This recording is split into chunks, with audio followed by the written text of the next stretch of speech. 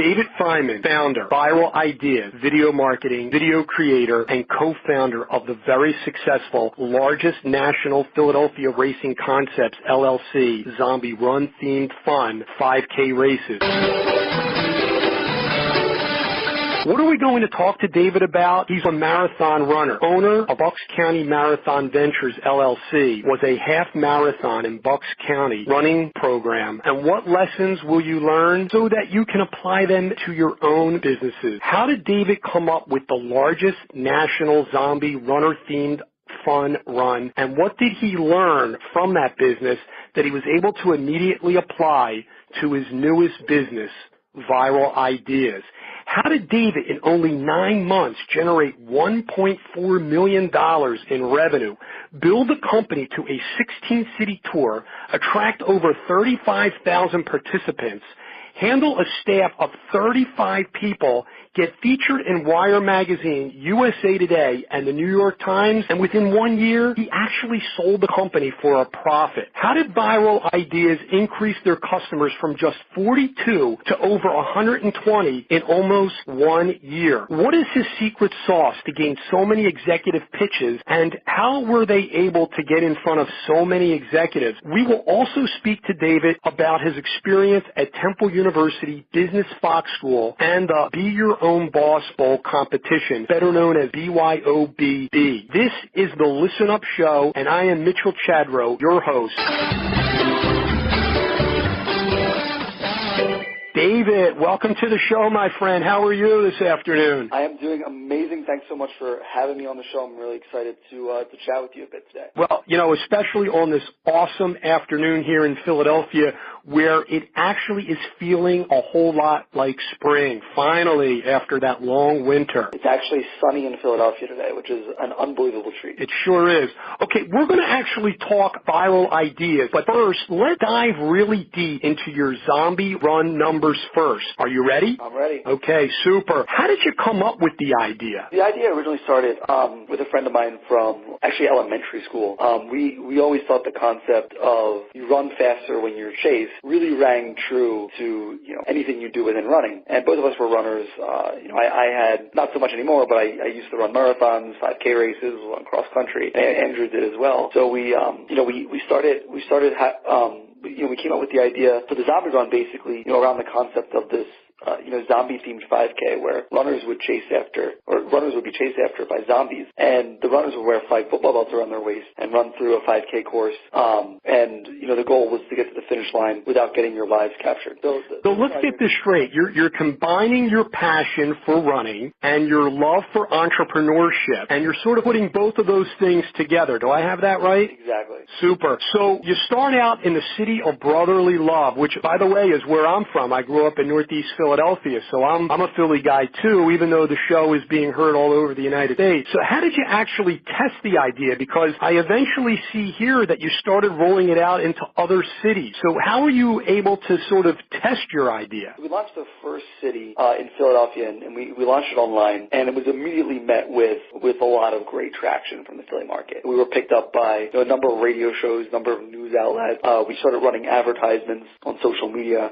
which kind of planted the seeds for Viral Ideas down the road. But we started to see that early traction in Philly and realized that it wasn't just Philly that's going to want this. And we started doing some research and figured out that this race would be great in another couple markets throughout the country. So we planted that race throughout the country to achieve a little better economies of scale with it. If I'm looking behind what you're saying, I'm actually seeing that you were able to then capitalize on this national trend at the time, because back then I guess it was about 2013, and so you took this national trend towards fitness, and then you took the heightened public interest by using social media and a themed event. Tell me, we're actually curious, how do you go from that and then grow this idea, roll it out into 15 cities, and sort of build it into this revenue-generating machine that in 9 months goes to $1.4 million in revenue? So the way that worked was through social media advertising. So with social media advertising, if you're not too familiar, you could run target Facebook ads in in any city in the country. And you can essentially dispatch those ads, without a physical presence in the city. So from our office in Philadelphia, we were able to run ads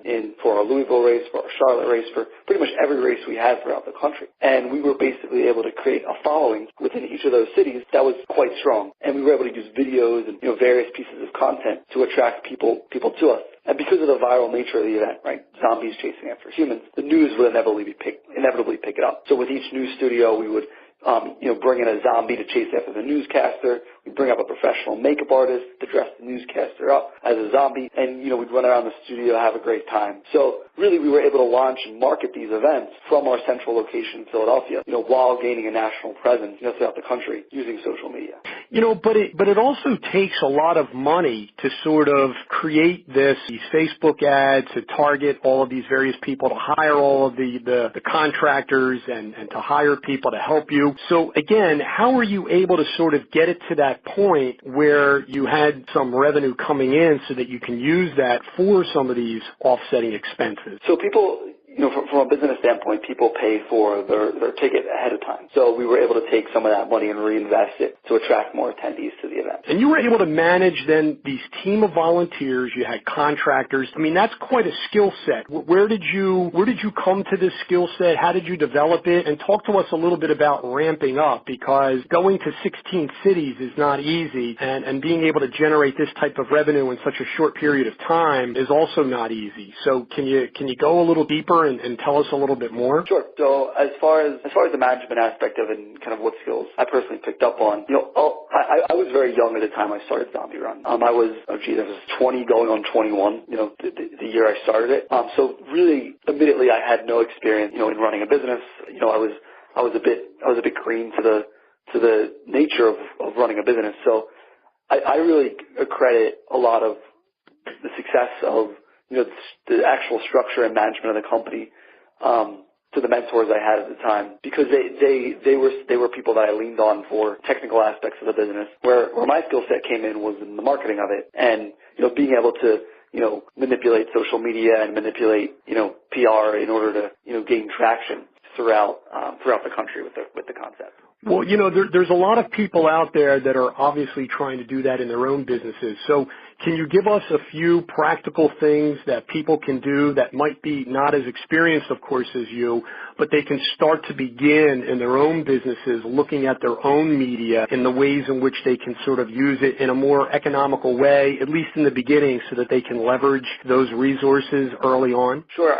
Especially with new businesses or even an old business, it's key to capture what's happening. And it doesn't have to necessarily be, a fancy production. When we did, just speaking to Zombie Run, we did Zombie Run, we would bring out two or three videographers. We had a team of 5 or 6 photographers, and the entire event was captured and documented. And those media assets were then used to level us up to new attendees. So we would take what we had and what we had as far as media and use that asset to lever up. So, businesses today, old businesses, even new businesses, if you start from the beginning, just capturing little bits of content, or even if you're an existing business that's been out there for a while, when you start just capturing what you have, doing interviews with your employees, collecting customer testimonials, before you know it, you're going to have a whole library of media that you can use in a number of different ways throughout the internet, even off the internet, and you'll be able to use it to take you to the next level. There's so many companies out there, so many startups that obviously want to get to the point that you did, and that is grow the business to a point and at some point maybe exit the business.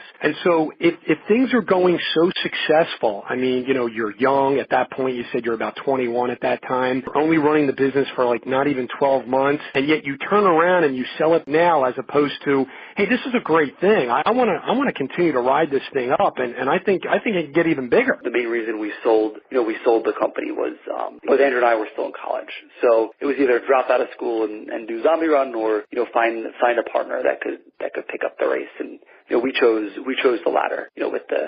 With the And so just to be clear, before then, though, you already had some additional shareholders or some additional partners within the venture before it was sold? Correct.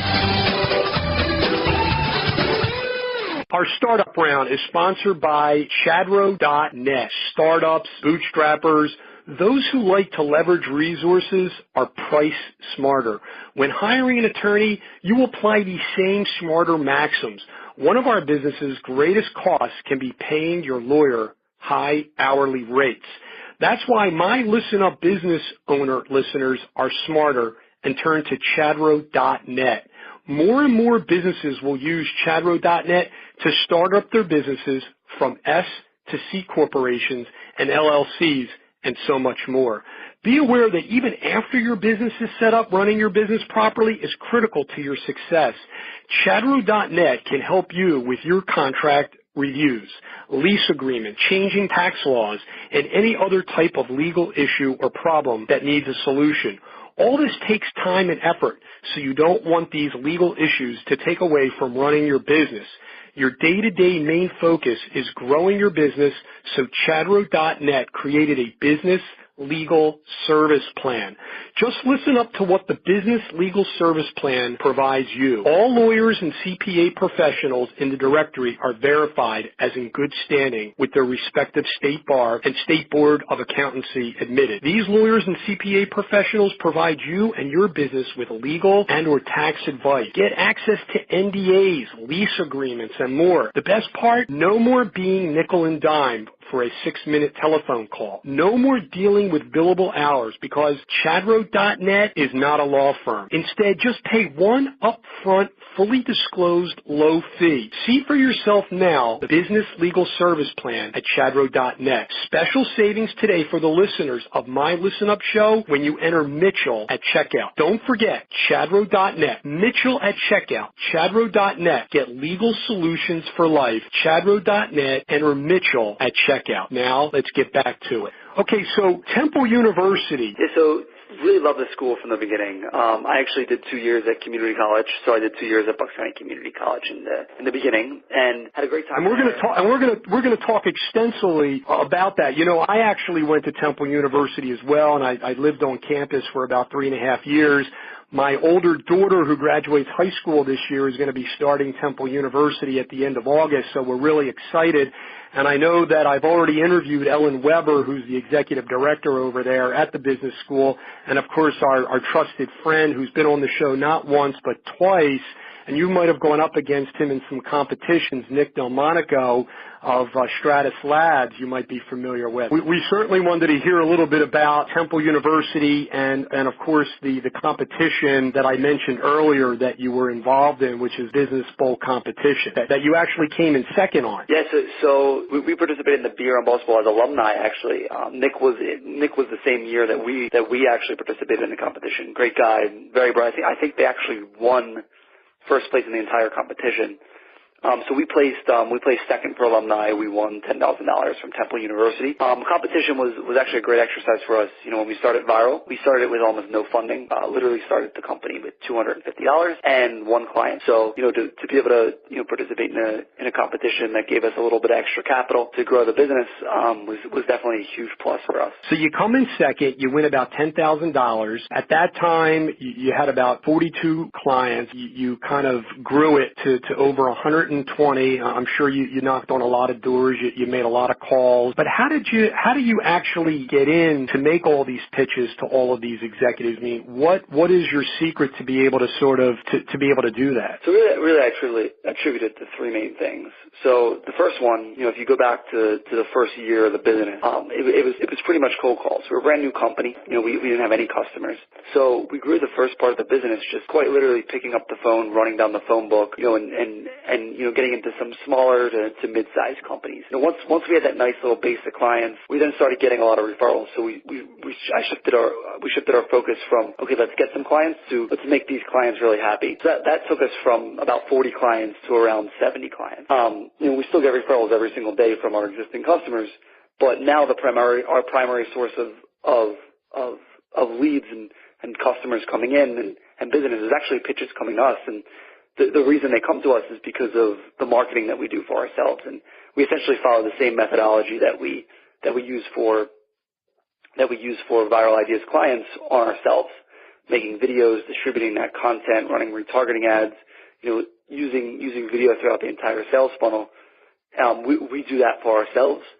So, you know, once we're able to really do that for ourselves and for our clients, it's taken us, you know, from that 70 mark of clients to 120 clients over the past 2.5 years. Yeah, so you start the company with $250 with one client. Obviously, you're working 7 days a week. You're hustling. You're grinding it out. It says here that I guess you set up shop maybe initially in the back of one of your clients' places to before you kind of moved out into office space in Southampton. Can you dive a little bit deeper and tell us, because sales is everything. There's a lot of things that you can outsource, as we know. I mean, I've interviewed many people on the show already. One of the functions, of course, that you can't outsource is sales. So can you tell us a few practical things in order to sort of grow your sales?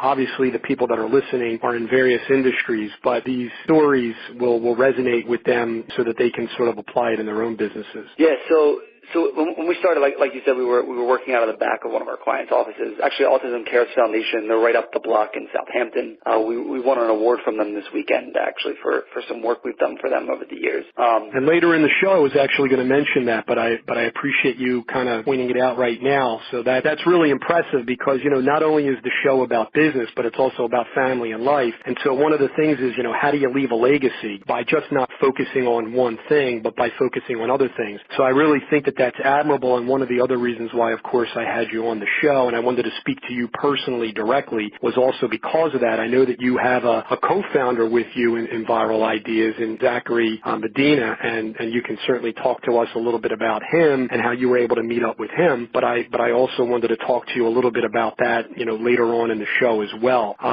So let's learn a little bit more about the story of Viral Ideas.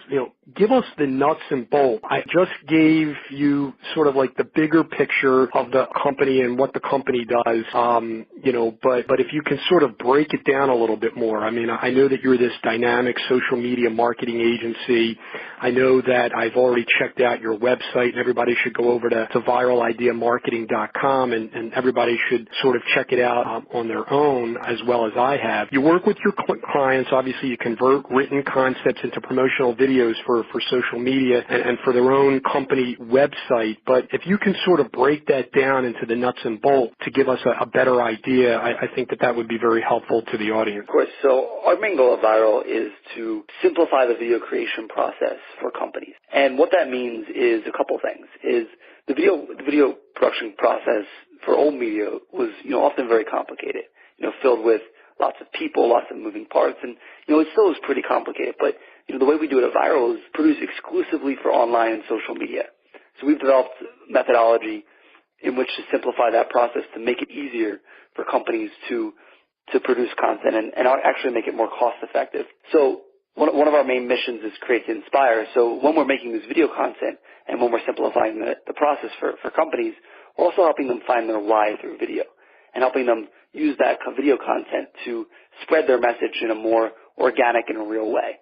All right, let's help the audience with that, because I think that by using a practical example, it might be more illustrative. So take me through step by step. I come to you, I have this amazing podcast. I mean, how do we work together, you and I? Sure. Well, if you'd like, I can walk through, a video that we've done, and maybe we can include that in the show notes. Whatever's easier for you, just to kind of give the audience a more practical understanding in terms of how you actually provide value and help them the solution that you provide. So we work with a national telecom client, and one of their main things, they're a lesser known brand. They're not like the Verizon or the T-Mobile of the world, but they're a brand that was still trying to get out there just the same. So really, we figured out and we broke down what is the reason that someone makes a phone call. Why does someone make a phone call? And it's to connect with someone else on the other side of the line. So what we did is we came up with this story of two kids running through a field, and the kids are playing with tin cans like the old school telephone, and they're running around having a good time, and life hits them. They start to grow up. The one gets a job, and they lose touch with each other. And the girl in the story is mailed a box, and when she opens the box, in that box there's a tin can, and at the other end of the can it says "Call me." So this whole concept was contrived around the concept of connection between two people. And when that box was shipped out to the person, they were able to connect with each other. So we actually ran this as a YouTube ad, ran it as Facebook ads, and ended up getting thousands upon thousands of views on the actual video, and it did tremendously for the client. So really, we just try to walk through the deeper meaning behind a given product, a given service, and and appropriately place that video within the sales funnel. And so how do you come to this particular client? And of course, the famous question is, how much is this going to cost me? And let's focus mostly on value added that we provide versus the cost. But again, do you only work with companies that have already developed, or do you work with startups? Do you have different packages, for example, from a pricing perspective? Because I think people want to know, what does this typically run? So we do quite a bit of startups. Generally we do startups that are either funded or hit a stage in their growth, where they're ready to do a video. A lot of times with earlier stage startups, they're not exactly ready to jump into doing a video because they might pivot a few times, and the video becomes rendered useless once the company changes a little bit. But generally mid-stage startups all the way up to Fortune 500 are the primary businesses we work with. And we do have a set of local clients as well. So we do a bunch of local businesses, in addition to our larger clients. So I go online and I Google viral idea marketing, and I see that it has here viral ideas in the real world. So what are some of these significant brands that you're actually working with around the world? Because it says here that you work with different brands around the world. And how did you specifically sign them up? So we work with a number of Fortune 500s. We do Marsh & McLennan, some work with J&J. We basically sign them up. Introductions from friends. And based a lot on the work that we produce. We really take a lot of pride in what we make it for clients and the results that we drive. So once companies are able to check that out and look under the hood a little bit and see the case studies, they're able to spend very efficiently with us versus other agencies that they've worked with in the past. I network with everybody, so I'm not just going to be able to pick up the phone and call J&J and say, gee, I'd like to kind of work with you. I mean, that's a pretty big player in the healthcare industry. So can you talk to us a little bit about the relationship and how Viral Ideas Marketing is able to sort of begin a relationship with them? Because again, there's a lot of different people listening that have startups that are in other industries, for example, that would obviously like to get those types of clients. Can you talk to us a little bit about that? Yeah, so I'll kind of speak a little bit generally about how we've been able to get into some of the bigger clients. The first way is we work through some partners to get into some of the larger clients. So those partner relationships are incredibly valuable. When we work with a large number of partner clients. When we go direct, a lot of times it's because of work that client has seen. So it's not necessarily a cold call, but so much as that client seeing something that we've done for another client on the internet, and because of the visual nature of our work, our work's out there. So if they want to find out who did it, they'll trace it back to us, and we'll generally start. You think big companies, you think big dollars to start, but in reality, we found the best success when we start with a very, very tiny test project that no one even notices exists within these big companies. And, we'll wow just one executive, we'll wow just one team within these large behemoths of a company, and that will allow us to go even further from there. So, and what are you generally earning gross, from these types of projects? Because again, it sounds as if they're one-offs. It's a smaller type of project. It's almost like a test case to say, okay, let's see what these fellas can do. And like you said, it impresses one executive, and then then you get the next gig and the next project, and it gets a little bit bigger. So, talk to us a little bit about, what the type of gross revenue could be for a project like this, and what are the net profit margins that you can earn on doing this? Yeah, so with regard to doing a project, a test project to start with these clients, we'll generally try to shoot for something under the 5,000 range for some of the larger clients. And then once we're able to get our foot in the door with that smaller project, we're able to progress it to a multi-project type relationship, or even we have a number of clients that are on retainer that we're doing stuff month after month with. And those are the relationships that ultimately we want to get to, because we're able to provide value on a month-to-month basis versus a one-off basis. And it's better for the companies, and it works better for us in the long run. Now, you mentioned your partners. Have any of these partners provided testimonials? Because you mentioned the power of leveraging testimonials. So can you talk to us a little bit about any of your partners and how you came to them? Yeah, so the partners that we have, a lot of them we got through networking, through just being out there making cold calls and through introductions, and also through our own content. So we got to them through that, and a lot of them have left very nice testimonials for us on our site. So we really try to treat the partners well and help their clients underneath them in order to. Are you able to provide any of their names to the audience? I mean, sure. Yeah. So one of our clients is Xavier Creative House. They're a company based in Warminster. Pascal is one of our partners as well. They're based in Connecticut. Our fast pitch round is sponsored by TrustSmarter.com.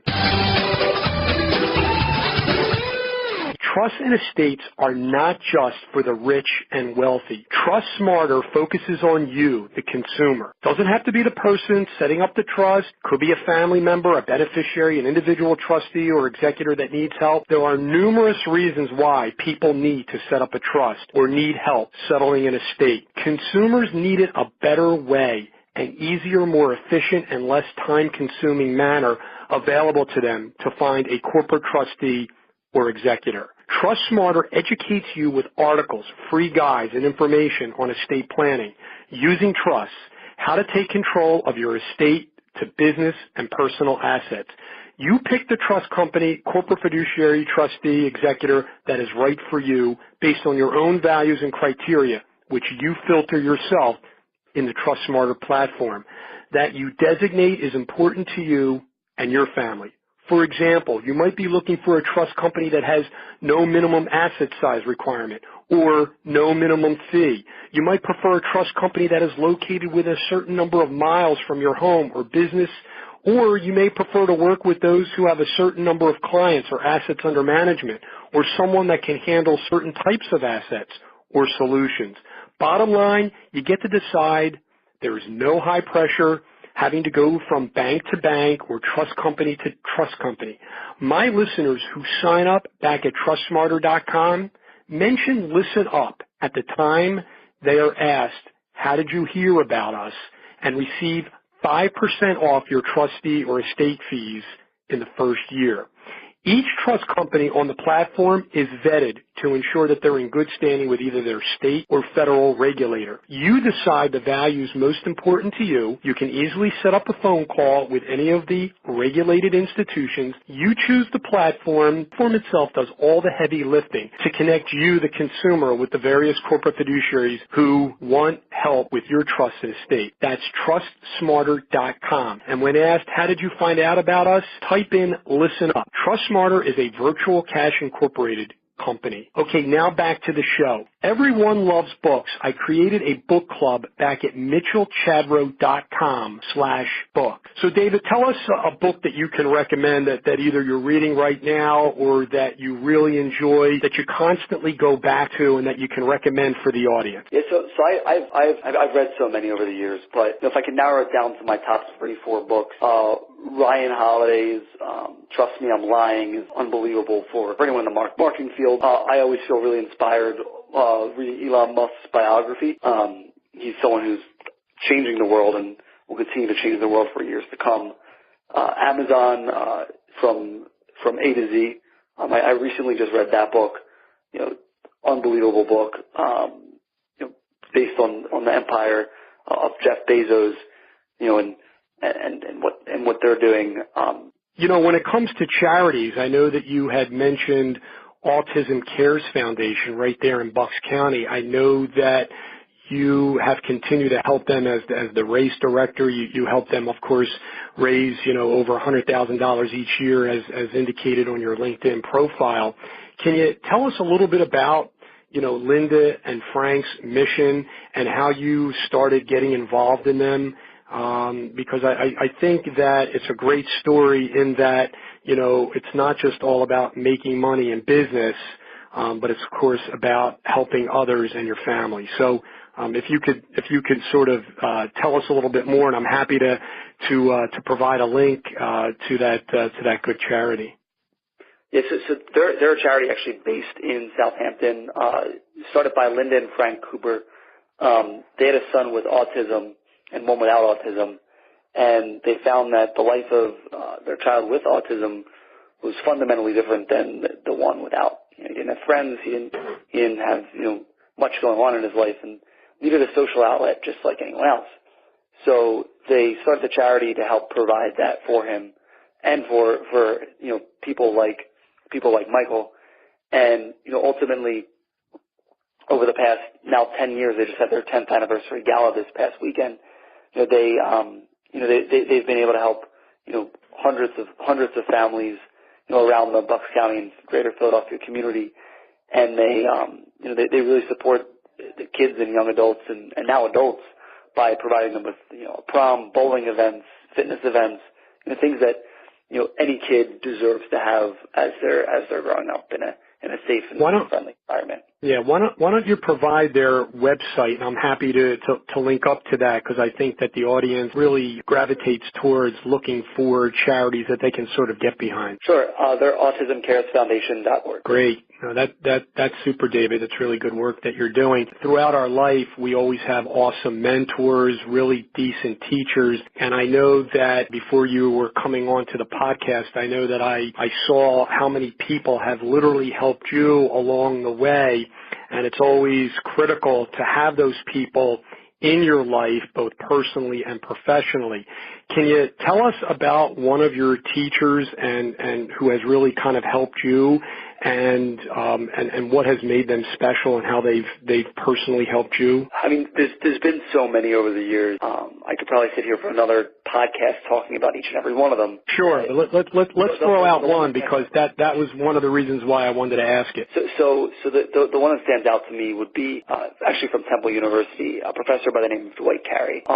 Has had tremendous business success in his life, but what I find most successful about him is now that he's reached the later stages of his life, he's taught at Temple, and he taught in the entrepreneurship program, and I actually had him for 2 classes, and he actually mentored us through the Be Your Own Boss Ball, and he helped us when we were getting started, bouncing ideas, how to set up the company, always just someone who's been tremendously supportive of our company and someone who taught a class at Temple that was like no other class I've ever had in my life. I've learned so much from him over the years. No, that's awesome, and it's great to always give out your heroes like that a shout out because there's a lot of unsung heroes out there that sort of need to be touted and admired and looked up to and modeled. We mentioned about your co-founder earlier, Zachary Medina, but this is not your first go around as business partners other than just viral ideas. So it says here that you actually produced a popular teen dance held right over there at the Newtown Athletic Club, better known as the NAC. And how did you actually get in there? Because it's not easy. You just don't pick up the telephone and say, gee, I want to come into the Newtown Athletic Club. It's like a really nice club. So how did you get involved with that? How did you come up with that idea? So they were doing teen dances at the time, and this was actually one of the first business ventures I had. The same guy I started the Zombie Room with, and we're partners on this.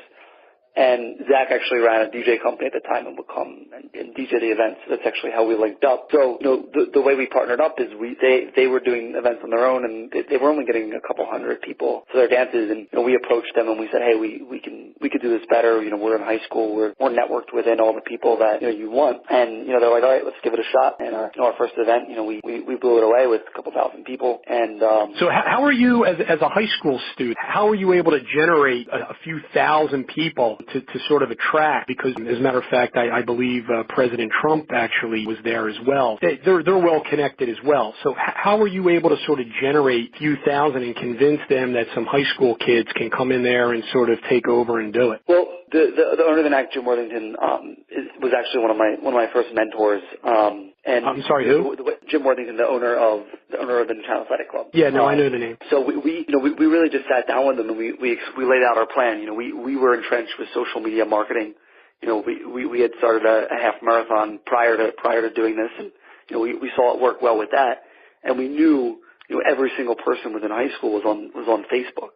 And at the time, Facebook was at the stages where it was very easy to promote organically. You didn't need to pay to play. So we developed networks of promoters throughout different high schools, and we're ultimately able to have them promote at each individual high school, and generate people attending an event, and ultimately showing up to the actual event. And so were you also able to then make the NAC one of your clients in one of your other endeavors? I mean, because one of the best things is if you're starting a new business is you can go back to the same people that you have worked with other businesses that you've had in the past if they've liked your work. So have you been able to sort of gain them as a client? No, they do a lot. They do a lot of their stuff in house, but Jim still remains a friend of mine. So we've stayed in touch over the years. That's great. Okay, wonderful. Now, one of the other things that I saw was to actually save money on college tuition. You actually went and started first at the Bucks County Community College, and then after 2 years, you actually transferred over to Temple. And I think that this is brilliant in a number of ways, not just because it saves money. So can you talk to the students out there in the audience, the people who are obviously starting up a business, who are entrepreneurs, who do want to go to school, who do want to learn about entrepreneurship and start up their own business, and yet they want to be able to save money and sort of do it this way? Can you talk to us a little bit about that program? Sure.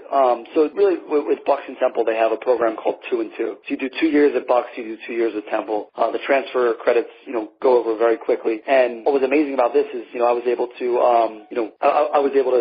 save quite a bit of money, between Bucks and Temple and work on my business ventures at the same time. And the professors early on at Bucks were, and the classes were great. I mean, I had a great experience there, and I'm still in touch with that college. We actually just recently judged their business plan competition, and had a great experience in that transition from Bucks to Temple. So anyone that's thinking about doing that, or even just maybe getting your associates from Bucks. Well, even though Zachary Medina wasn't actually on this call, his name has actually been mentioned quite a number of times, because one of the things that I actually saw is that he was actually a judge on one of the Bucks County Community College startup entrepreneur competitions, and that was with Dr. Tracy Timba, who's the dean over there. And so how was he able to sort of get involved? How was your business, Viral Ideas, able to hook up with them and be involved in a competition like that as a judge? Yeah, it was actually an honor when they asked us to be involved. I stayed, like I said, networking is incredibly important to anyone starting a business, and for us, it's always been something that we've done. And anyone that comes into our lives, we try to stay in touch with them throughout the years, even if it's just quick phone calls, or Tracy and I are involved with a business networking group that we're together in once a month. So when the opportunity came up for a judge, she thought of us and was kind enough to ask us to be a part of it. And Zach, even though he didn't go to Bucks, was welcomed as a judge at the competition. No, I think that's really awesome that they actually kind of tapped you as obviously being a student. He actually didn't go there, but again, she remembered your company and allowed you to sort of get involved with being a judge for competition. That competition is called Start Me Up Challenge. And in our wrap-up round, it's actually sponsored by banksmarter.com. It's all about exploring alternatives to traditional banking and balancing it with business, family, and life. So from digital assets to fintech to FinServe and empowering your family through education, more and more consumers are banking smarter, whether it be through credit unions or community banks. Again, head on over to banksmarter.com. I noticed here that in Bucks County, through Bucks County for Media Production, I guess it's called Bucks Happening, you actually won an award. Can you tell us a little bit about that? I mean, obviously those are local competitions. You've also been featured in national publications. How have you been able to to sort of get into some of these publications and sort of get traction in that regard? Yeah, so the Bucks happening, we actually just had their awards ceremony this past week, and it's essentially voted for by the community. So we were actually nominated as part of it. I still have no idea who nominated us. I think it might have been one of our clients or someone that we know. And once you're nominated, it was just a matter of the community voting you in. And fortunately, we were lucky enough and honored enough to be well loved enough amongst our clients and our friends to be voted best in Bucks for media production category.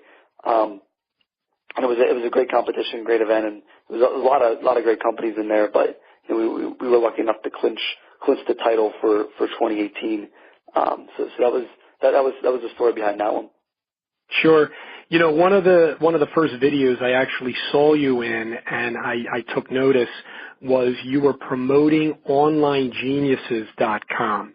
How did you get involved with that group? And can you tell the audience a little bit, because they're always looking for additional resources? Sure. So David Markovich up in New York City, and I have been working on that for a number of years, along with another group of amazing people. And David actually started it it originally was a Skype group, so it was a group of marketers all in one Skype channel. Group got too big. He moved it over into Slack. I met up with him at South by Southwest a few years back. Me and him hit it off really well. He's like, "Hey, you want to help grow this thing?" I said, "Sure." And through AMAs, through connections that we have in the marketing industry, we've been able to grow the community from just around 2,000 people to today we have 12,000 in Slack and over 8,000 in meetups all around the world. And it's basically an invite only marketing community. So we have marketers based in over 100 countries around the world, and the goal of it is really just to connect around different marketing topics and learn from various different marketing leaders, in different companies based all around the world. How'd you get involved with the Greater Bucks Montgomery County Chamber of Commerce? Because I saw that you've been, working with them, in terms of doing presentations. I just saw the one that you did here locally, because I'm locally here in Montgomery County, which is right next door to Bucks County, for those listening across the United States, with Speed Raceway, which I'm familiar with. So how did you kind of get involved with them? Yeah, so we originally started them when we first started the company. We noticed that there was a lot of chambers in the area, and we reached out to every single one asking if we could speak on our topic of expertise. And the one that we were lucky enough to have respond to us was the Greater Bucksmont Chamber of Commerce. They really gave us our first shot at speaking. So we gave a lunch and learn talk to all their members, and it helped get us some early clients in the beginning of the business. And have stayed involved. We actually became a board member about a year ago. And Judy Doherty, who runs it, is an amazing woman who helps connect us with businesses all over Bucks County. So we actually just recently gave, like you said, a talk at the Speed Raceway. Everyone did the race car track after. We had a barbecue there, and we talked a little bit about social media video. So being involved with them has been a huge asset to our business. Well, one of the reasons why I ask so many networking questions is because sales really is extremely important. It might be the most important thing, and it sounds as if you're a natural networker. You're curious. You like to sort of engage with people, and I was really taken by that. So I wanted to also make sure to give the chamber a link back to them, and they're actually at bucksmontchamber.com, which is local here, but again, I wanted to provide that link back in the show notes at mitchellchadro.com/show064. So, David, how are people going to stay in touch with you? How are they going to reach out and connect with you? Sure. Well, there's a lot of ways. Just because of the nature of our social media business, we're all over social media, as you well know, kind of doing some background on this. So, staying in touch, feel free to reach out on Instagram, Facebook.